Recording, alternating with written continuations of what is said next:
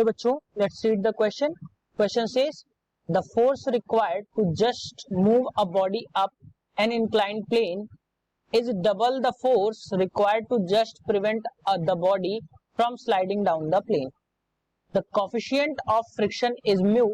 The inclination of theta of the plane is. 4 options given here. We just have to find out the solution. So बच्चों यहाँ पे हम बात करेंगे की कॉन्सेप्ट की. तो ध्यान रखिए जो फ्रिक्शनल फोर्स होता है वो क्या होता है बच्चों, म्यू इनटू नॉर्मल फोर्स, जहां म्यू जो है वो है आपका कोफिशिएंट ऑफ फ्रिक्शन, जो कि एक मल्टीपल होता है, इसकी कोई भी यूनिट नहीं होती है, यानी यूनिटलेस होता है कोफिशिएंट ऑफ फ्रिक्शन. अब बच्चों यहां से अगर हम बात करें क्वेश्चन के अकॉर्डिंग तो, और नॉर्मल फोर्स की अगर हम बात करें तो नॉर्मल फोर्स जो होता है वो क्या लगता है, mg के बराबर लगता है. नॉर्मल फोर्स जो होता है वो किसके बराबर लगता है, mg के. ये बच्चों ध्यान रखिएगा ये जो है आपका नॉर्मल फोर्स है तो इसको हम Fn से डिनोट कर दे रहे हैं. तो Fn जो होता है वो क्या होगा, mg के बराबर. अब अगर हम क्वेश्चन के अकॉर्डिंग देखें तो क्वेश्चन में गिवन है कि मान लिया ये कोई एक इंक्लिनेशन है थीटा, थीटा इंक्लिनेशन पे एक कोई ब्लॉक है. अब इसको प्रिवेंट करने के लिए हम इसकी स्लाइडिंग को प्रिवेंट करने के लिए एक फोर्स लगा रहे हैं, मान लिया F1 लगा रहे हैं. और जब हम इस पे इसको प्रिवेंट करने के लिए हम एक फोर्स लगाएंगे तो इसमें एक कंपोनेंट काम करेगा. पहली बात तो इसके जो परपेंडिकुलर लगेगा, यानी कि नॉर्मल के जो इस तरीके से लगेगा वो एक mg फोर्स लग रहा है, और ये F2 यानी कि mg साइन थीटा के बराबर यहाँ पे आपको फोर्स जो है वो लग रहा है, mg साइन थीटा के बराबर एक कंपोनेंट यहाँ पे वर्क करेगा.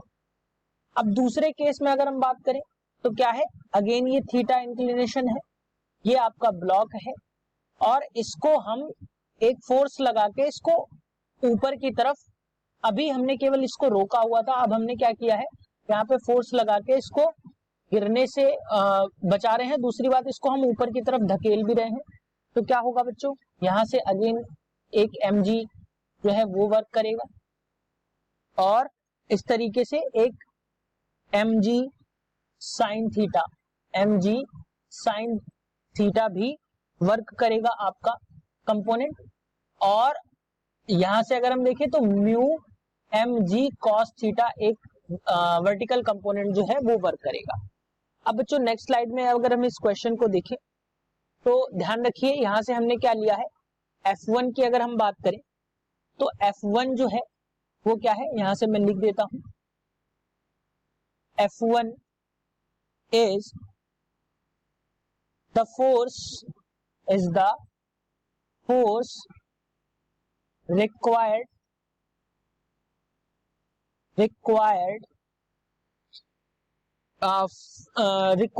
to just move the body up, to just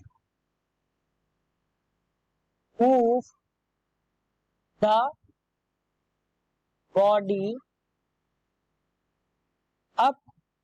और अगर हम F2 की बात करें तो this is to stop sliding, ये केवल स्लाइडिंग से स्टॉप करने के लिए है, स्टॉप स्लाइडिंग.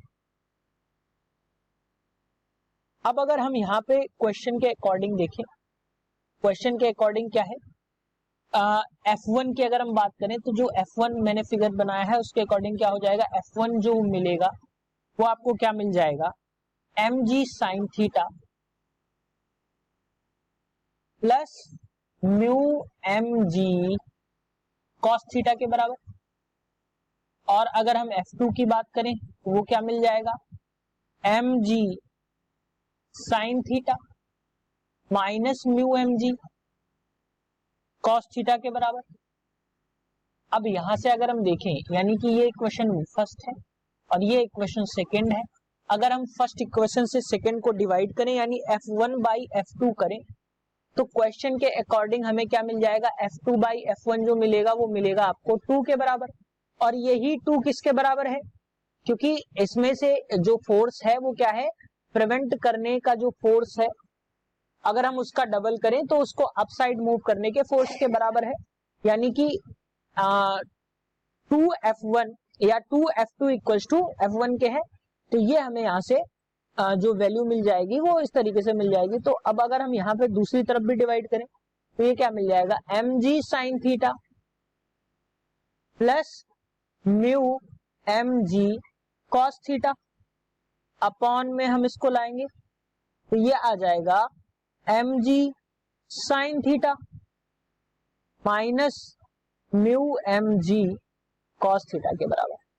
अब अगर हम क्रॉस मल्टीप्लीकेशन करें तो ये आ जाएगा 2 into m g sine theta, या अगर हम दोनों तरफ mg को कॉमन भी कर सकते हैं पहले ही ताकि वैल्यूज कम हो जाए। तो 2 इंटू एम जी हमने ले लिया, अंदर बचा sine theta minus cos theta equals to, इधर भी हमने mg कॉमन ले लिया क्रॉस मल्टीप्लीकेशन करके, तो ये क्या बचा sine theta plus mu cos theta. ध्यान रखिए इधर भी आपका इंटू म्यू जो है ये बच जाएगा। तो यहां से ध्यान दीजिएगा mg और mg की वैल्यू जो है वो कैंसिल आउट हो रही है।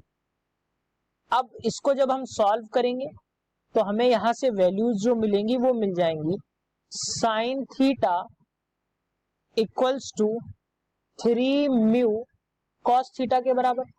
कॉस थीटा को उधर ले आएंगे तो sine theta upon cos theta जो कि हो जाएगा tan theta equals to 3 mu के बराबर। अब अगर हम थीटा की वैल्यू देखें तो टेन इनवर्स 3 म्यू के बराबर आपको वैल्यूज जो है वो मिल जाएंगी, यानी इंक्लिनेशन का जो एंगल होगा वो टेन इनवर्स 3 म्यू के बराबर होगा। सो बच्चों अगर हम यहाँ पे बात करें सॉल्यूशन की तो करेक्ट ऑप्शन जो रहेगा वो आपका रहेगा option 4, that is tan inverse 3 mu. Hope you understood it well, best of luck.